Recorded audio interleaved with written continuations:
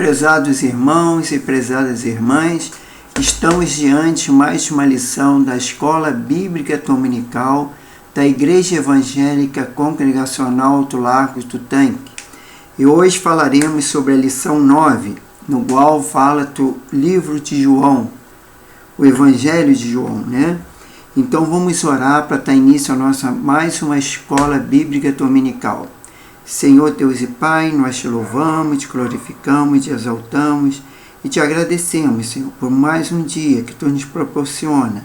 Obrigado, Senhor, pela minha vida, a vida dos meus familiares, parentes, pelos meus irmãos em Cristo, Pai, por todos aqueles que vão assistir essa aula, que Tu possa estar abençoando, Senhor, ricamente, para que possamos, Senhor, cada dia mais crescermos na classe e no conhecimento da Tua palavra. Ensina, Senhor, nós a Te louvar, a Te adorar e a orar em espírito e em verdade. E nos abençoa, Pai. Dá-nos discernimento, sabedoria e orientação para compreendermos a Tua palavra. Que nós possamos ter a ajuda do Teu Santo Espírito. É que nos oriente e nos abençoe. Isso é o que eu te peço, em nome do Seu Filho amado, Senhor Jesus. Amém. Bom, irmão, então vamos dar início agora no livro de Evangelho de João, no qual foi escrito por João, né? Que ele é autor do Evangelho, e foi mais ou menos entre o ano depois de Cristo, de 85 a 90, tá? E foi escrito em Éfeso. Qual era o objetivo do Evangelho de João? Para alcançar aos cristãos, né? E o que acontece? Para fortificá-los na fé, na esperança. Como fala que ele era para inspirar a fé em Cristo Jesus como Filho de Deus. E nós temos o versículo, o capítulo, o versículo-chave, que é lá em João 20, 31. Então vamos ler João 20, 31.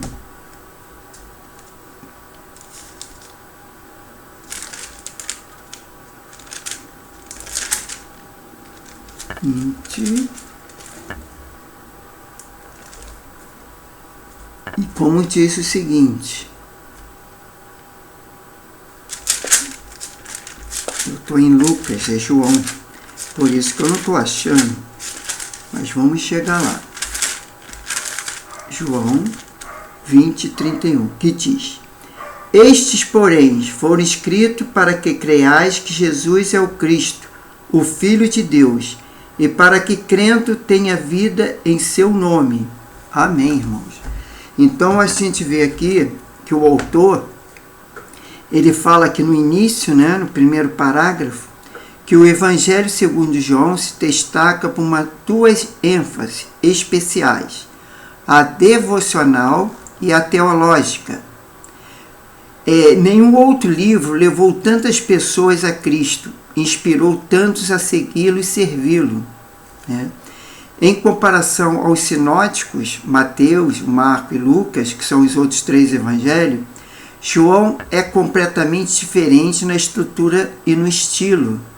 Embora apresente fatos em ordem lógica, semelhante aos demais, se os outros evangelhos têm preocupação nas ações de Jesus, João claramente enfatiza a teologia e o relacionamento. Temos aí as entrevistas pessoais, que são várias, em relação de Jesus com os indivíduos e mais acentuada com o seu contato geral com o público. Esse evangelho é fortemente teológico e discute de modo específico a natureza de sua pessoa e o significado da fé nele. Isso aí foi tirado do Novo Testamento, na sua origem e análise, na página 201. Isso está aí na revista, né?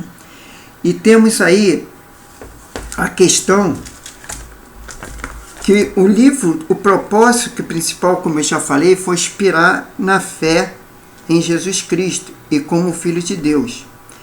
E tem umas particularidades esse livro de João. Vamos lá. Primeira particularidade. é considerado por muitos como o livro mais profundo e mais espiritual da Bíblia.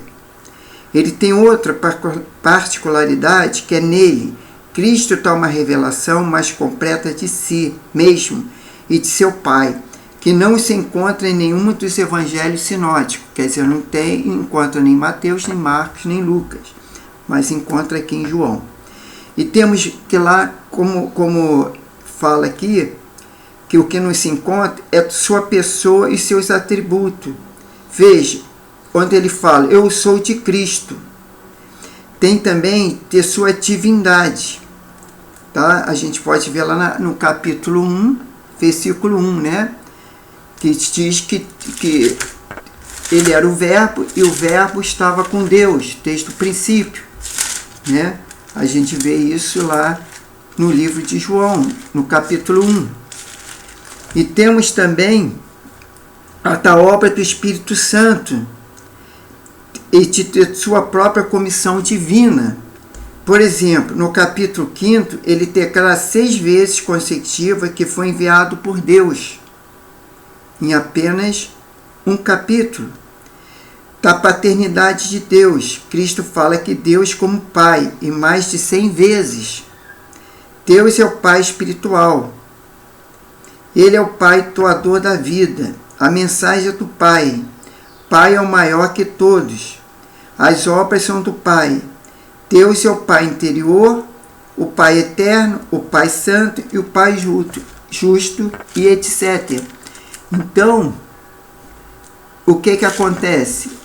Essa questão fala na questão que Deus é Pai, que é citado no livro de João.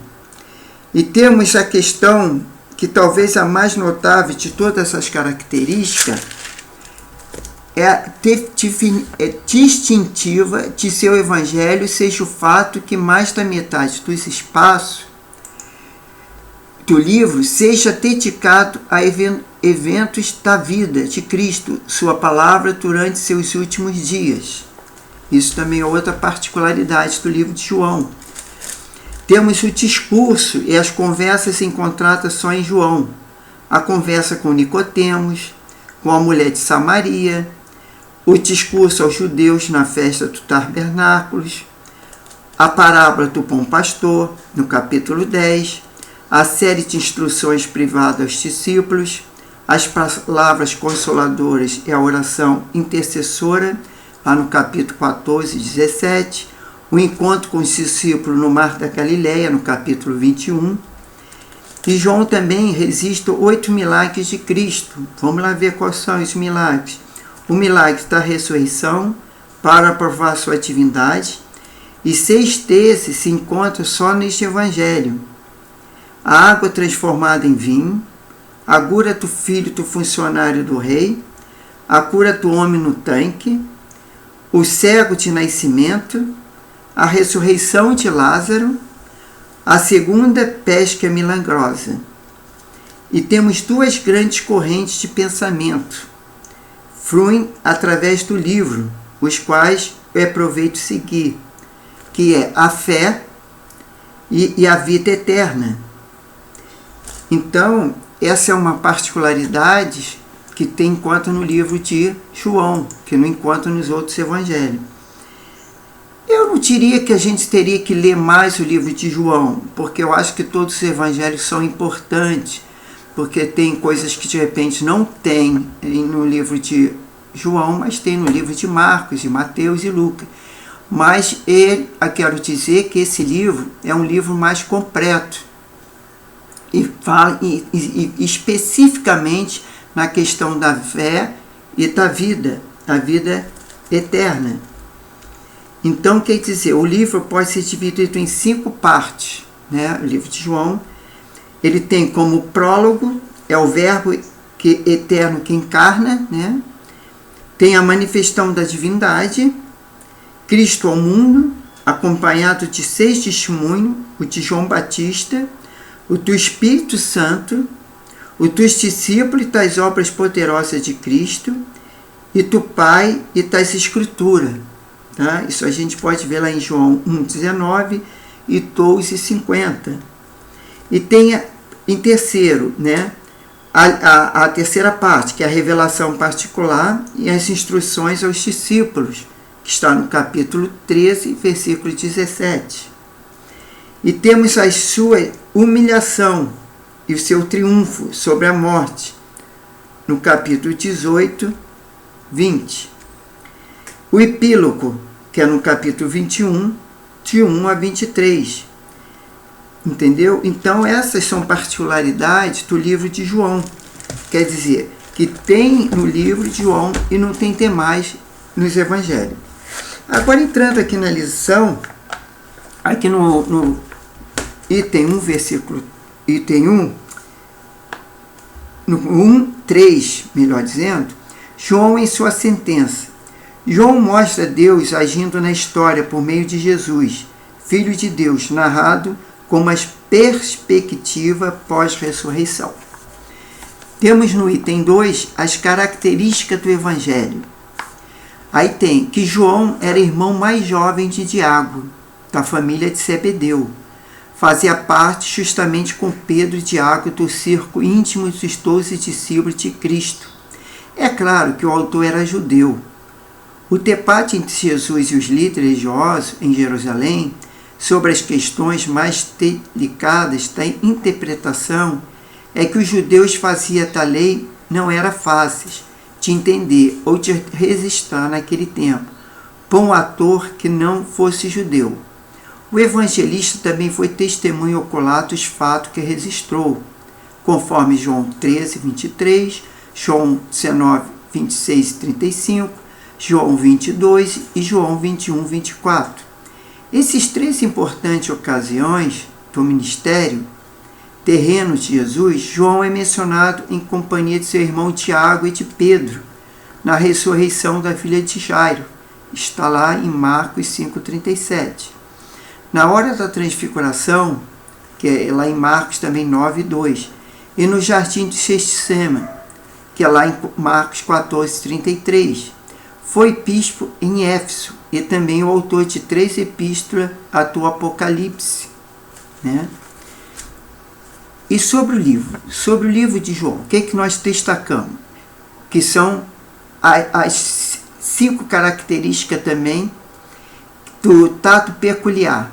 Cerca de 90% do evangelho é exclusivo, como eu já falei, a maioria, né?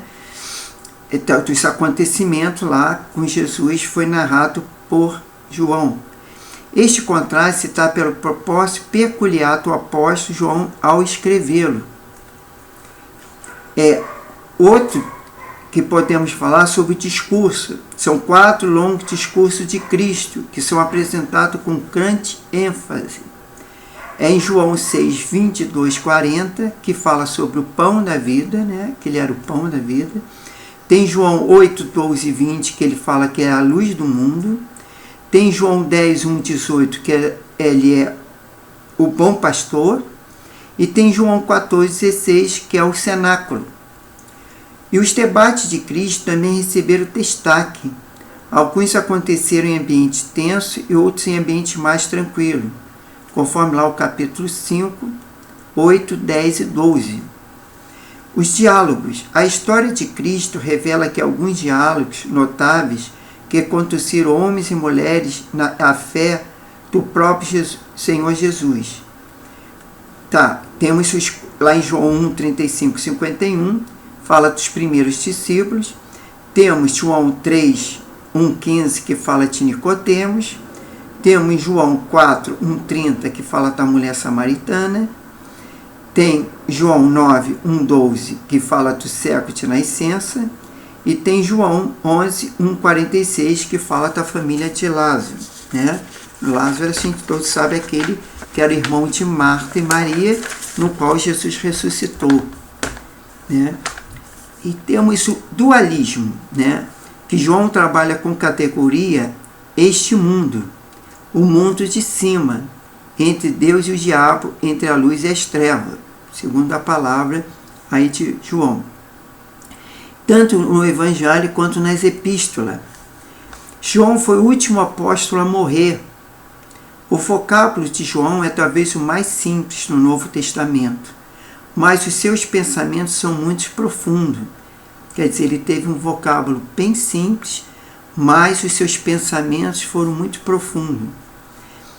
E João 3,16 é o versículo mais citado e pregado no mundo, que é aquele que ele fala que Deus amou o mundo de tal maneira que deu seu Filho unigênito para todos aqueles que nele crê, não pereça, mas tenha a vida eterna.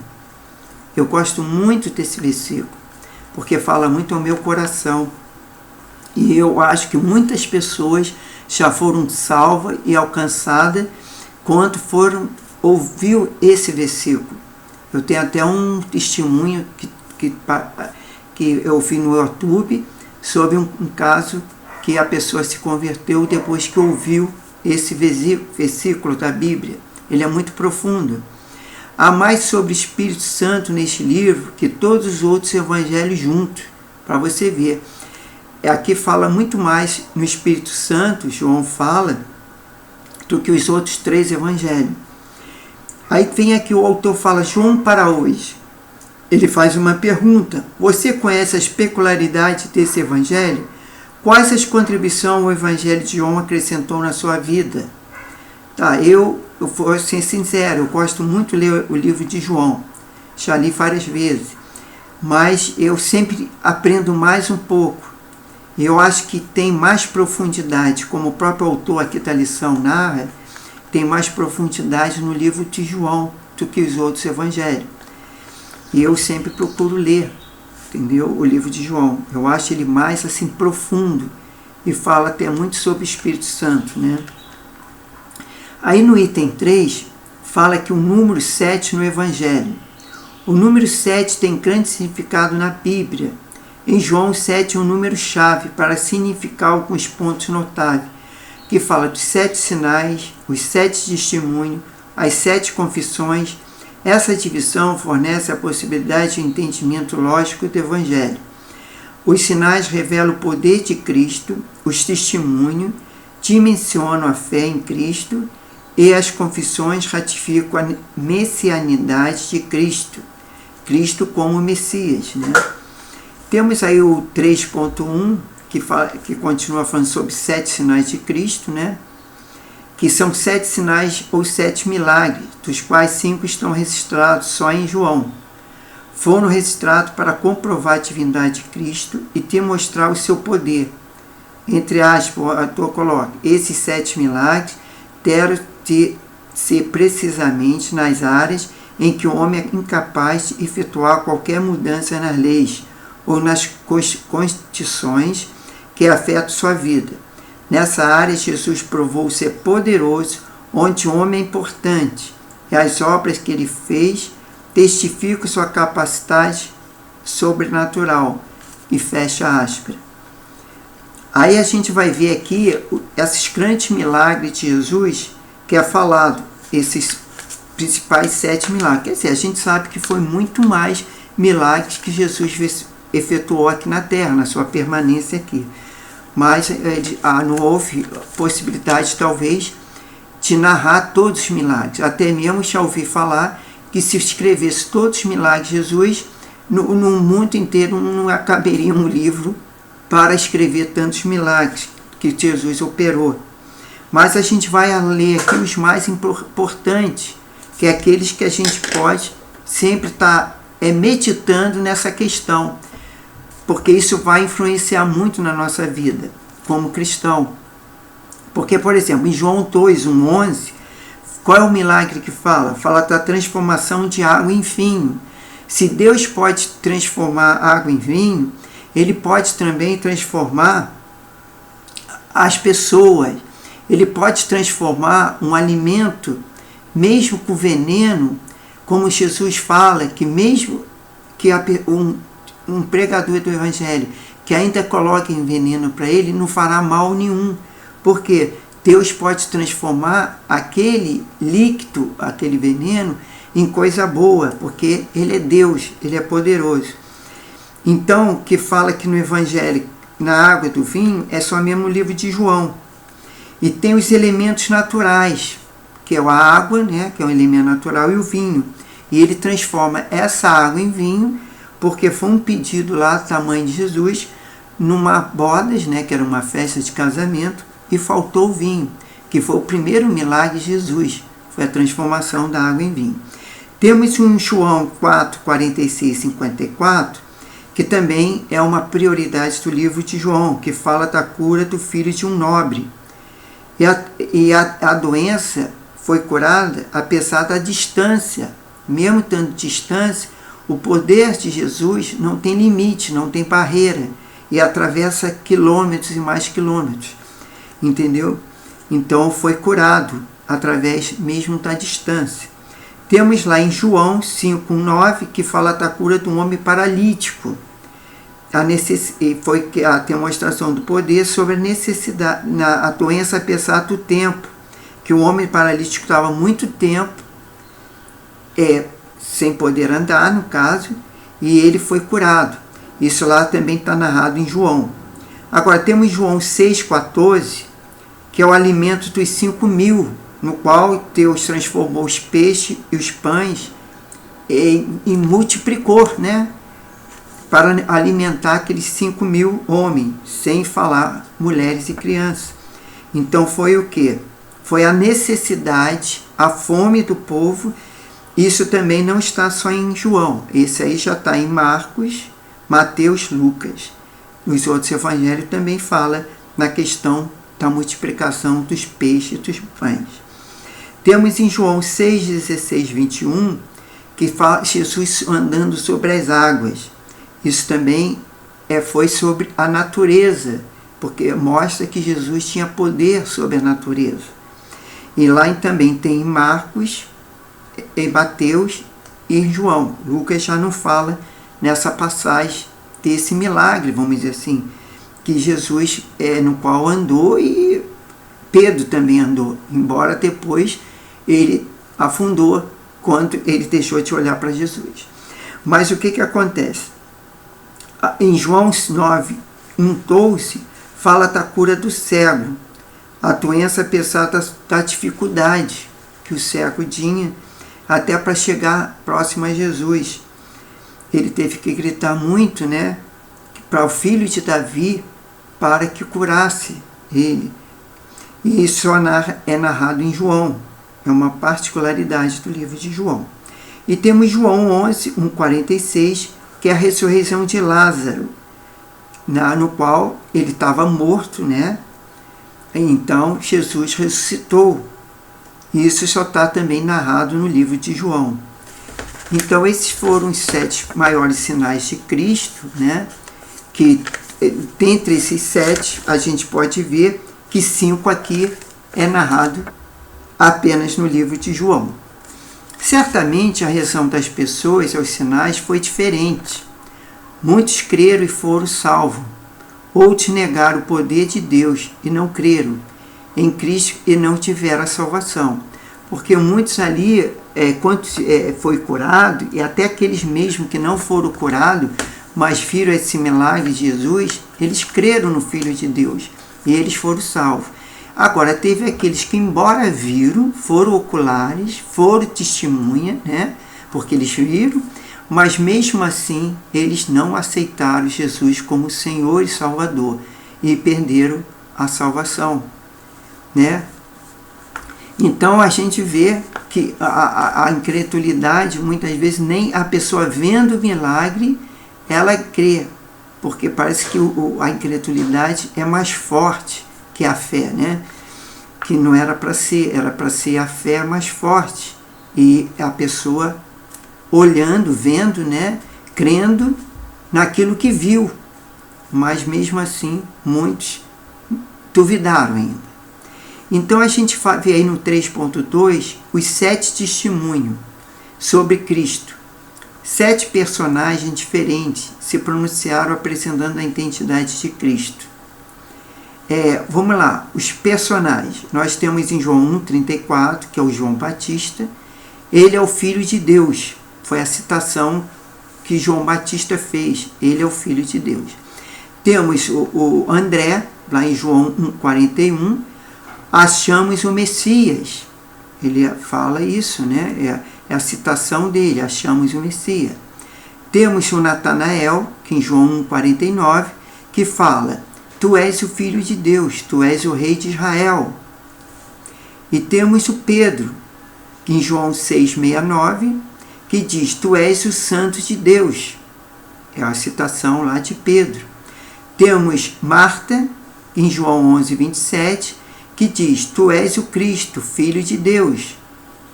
Temos o Tomé, em João 20,28, que diz, Senhor meu Deus, meu, né? Tomé. E temos o João, em João 20,31, que diz, Jesus é o Cristo, é o Filho de Deus. Então essas foram as citações dos discípulos de Jesus, né? Apesar que Marta aqui, né, e Natanael também não era discípulo, mas foram aqueles que seguiam a Jesus, que creram em Jesus e fizeram a citação, alegando que ele era o Cristo, era o Filho de Deus, entendeu? E era o Senhor, né? Então a gente vê essas citações desses discípulos e esses homens e mulheres que creram em Cristo. Nós temos aí o item 3.3, que fala sobre as 7 reivindicações de Cristo. As afirmações de Cristo iniciada com a expressão, entre parênteses, melhor, entre aspas, eu sou, tá? Fecha aspas, indicam claramente que Cristo reivindicava sua divindade. Isso explica dizer que ele é o mesmo Senhor do Antigo Testamento, presente no Novo Testamento.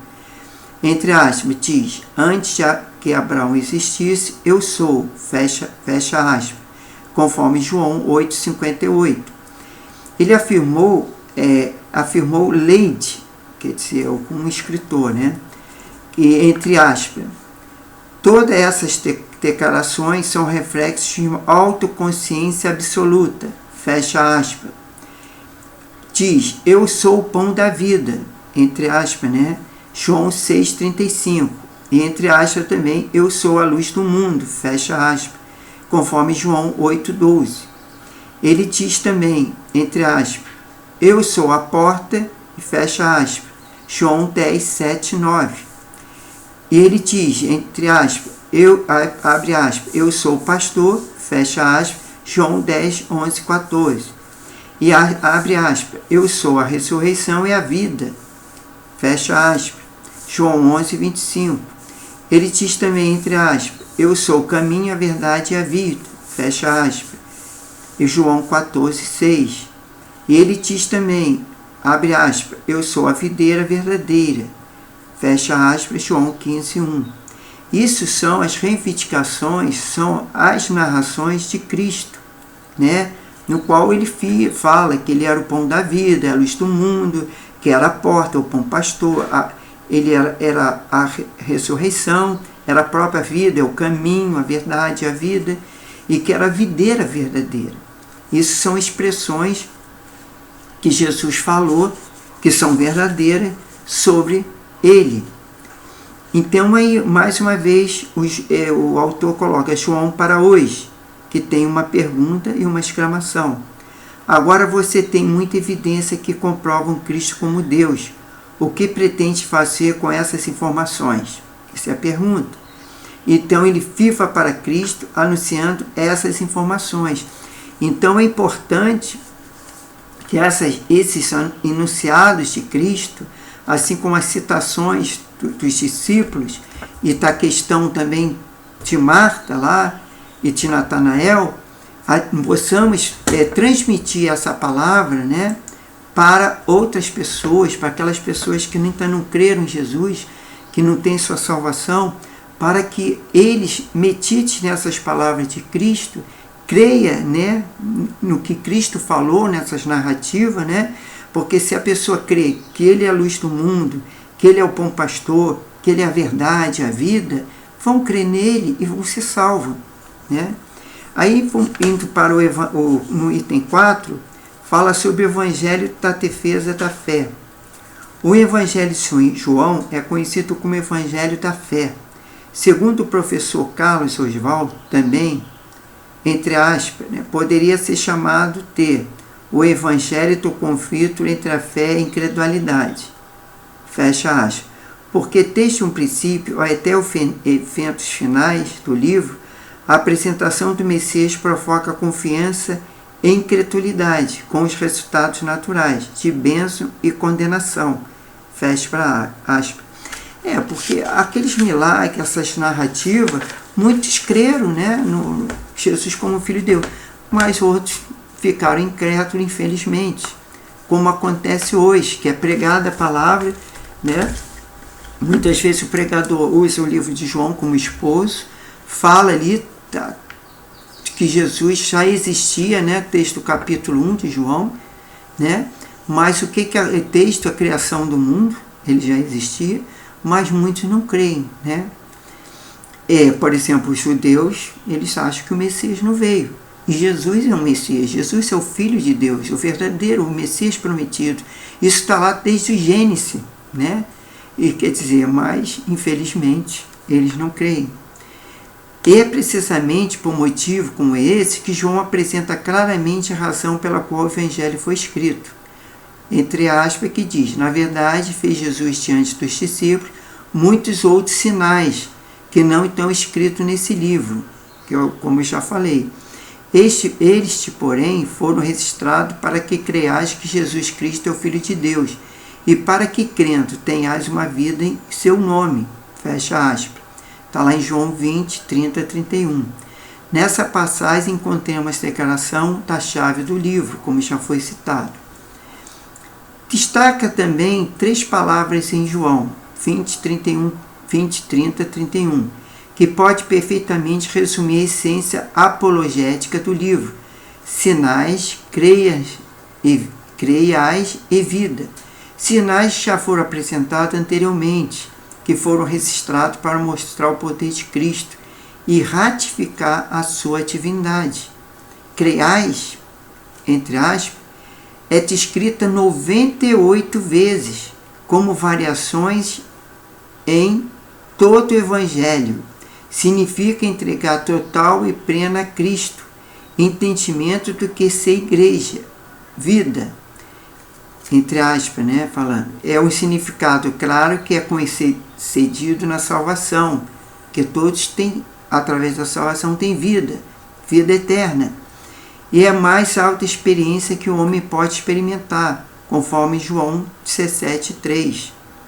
Muitos entendem que João foi escrito para combater o gnosticismo, que, entre parênteses, né, entre aspas, melhor dizendo, que acreditava ser Jesus uma espécie de fantasma e não do próprio Deus, vindo como homem. Eles não acreditavam, né, que Jesus, sendo Deus, viria como homem. Eles achavam que poderia vir como anjo ou como homem sobrenatural, alguma coisa assim. O fato é que o Evangelho comprova tanto a humanidade quanto a divindade do Senhor Jesus, como vê no quadro a seguir. Então a gente vai ver agora que no quadro a humanidade e a divindade, ao mesmo tempo, porque ele era humano, ele era de carne e osso. E aí vê sua humanidade.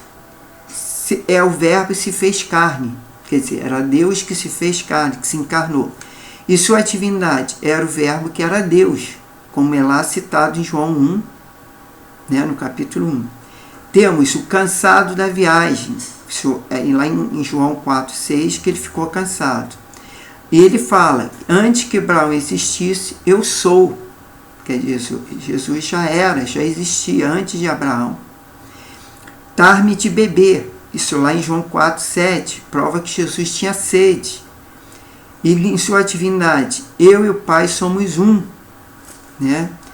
E tem lá em João 11, 35, que Jesus chorou, quer dizer, Jesus tinha sentimento, ele chorou. E sua divindade: quem me vê a mim, vê o Pai. Ele dizia: se você olhasse para ele e visse Jesus, veria o Pai. E lá está angustiada a minha alma, quando Jesus lá ficou angustiado antes da sua morte. Em João 12, 27, e na sua divindade, o Senhor, meu Deus, meu. Quando ele fala na sua angústia, né, que se fosse possível passasse aquele cálice, mas ele falou que faça a sua vontade, que era a vontade de Deus para a salvação nossa da humanidade. Jesus havia necessidade de morrer naquela cruz e ressuscitar. Então isso foi um grande sacrifício que Jesus fez por nós. Aí diz o seguinte, que Cristo foi identificado como chamado Jesus, em João 9:11, e também é o Santo de Deus, conforme João 6:69. Aí mais uma vez tem João para hoje, que o autor coloca aqui com uma pergunta e uma exclamação. Ele fala: você já foi questionado sobre sua fé? Quais foram as suas respostas? Quando alguém perguntou sobre a sua fé, quem você crê, quem que você falou? Aí diz, é muito importante que saibamos defender a nossa fé em Cristo Jesus, né? Sempre dizendo que nós somos de Cristo, e Cristo é o caminho, a verdade e a vida. É o Santo de Deus, é o Filho de Deus, e que somos também co-herdeiro com Cristo.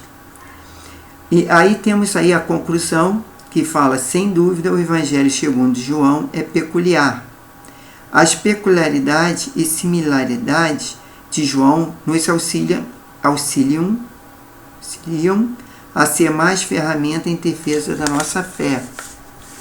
Aí temos aquela lei, né, que é durante a semana, né, essa parte aqui, né? Eu vou citar apenas aqui o versículo e a pergunta que é feita, que diz, por exemplo, na segunda, João 1:14, que Jesus é o Criador de todas as coisas. Aí pergunta, você crê nisso? Né? Porque a palavra de Deus é verdadeira, e João fala isso, né? E Jesus fala também, narra através do escrito de João.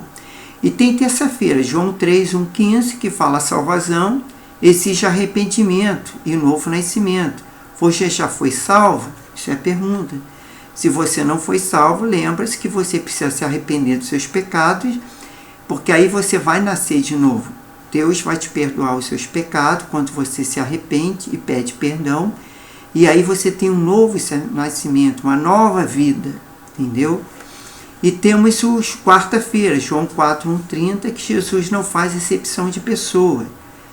Você age como Jesus, né? Porque a gente não pode fazer exceção de pessoas.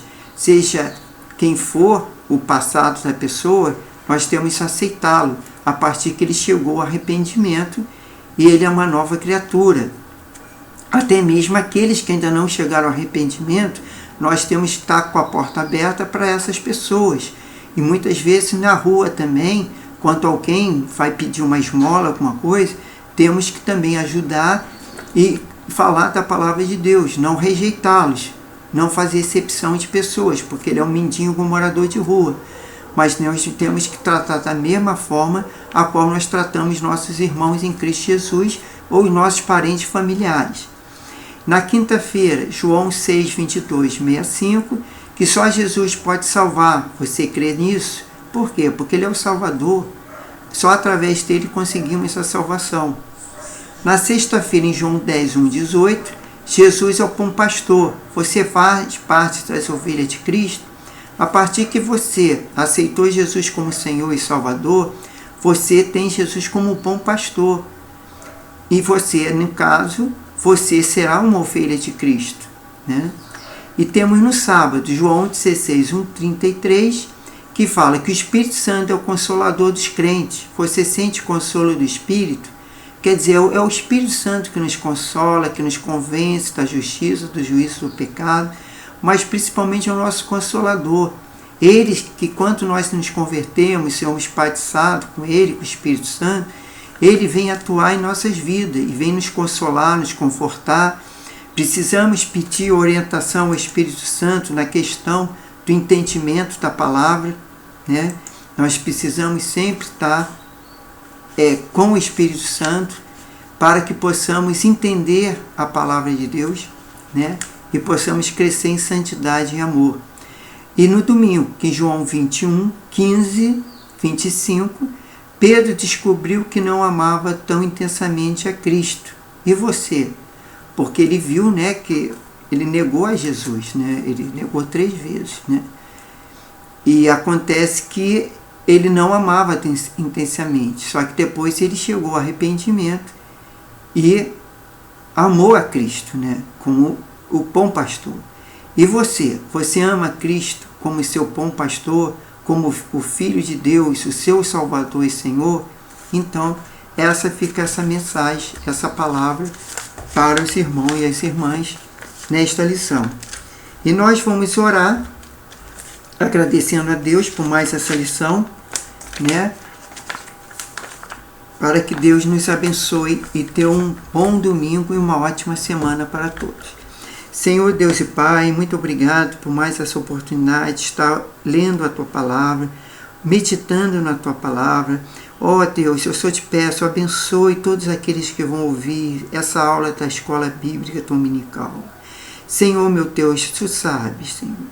E nós sabemos também que nada podemos fazer sem Teu Santo Espírito, Senhor, sem a Tua presença, sem o Senhor a nos orientar, a nos abençoar, Senhor. Tu sabe como precisamos, Senhor, de capacitação para fazermos a Tua vontade. Sabe que como precisamos, Senhor, para entender a Tua palavra, Senhor. Ó Pai, por isso, Pai bendito, abençoe nossas vidas, Senhor. Abençoe nossa mente, nosso coração. Capacita a cada dia, Pai, dando discernimento, sabedoria, compreensão, e que possamos crescer na graça, no conhecimento da Tua palavra. Venha nos dar orientação, edifica nas nossas vidas, a nossa mente, Senhor, para aprendermos mais de Ti. Até a próxima semana estarmos juntos e abençoe cada vida, Senhor, cada membro da Tua igreja. Aqueles que não estão assistindo a aula da Escola Bíblica, toca no coração, Senhor. Dá meios, condições e tempo para eles poderem aprender da Tua palavra. E que eu possa ser um instrumento em Tuas mãos. Abençoe neste domingo, abençoe essa semana, que seja uma semana frutífera e abençoada. É que nós pedimos em nome santo do Seu Filho, Senhor Jesus. Amém. Irmãos, fiquem na paz e até a próxima lição, a lição número 10, Atos dos Apóstolos. Amém. Glória a Deus. Amém.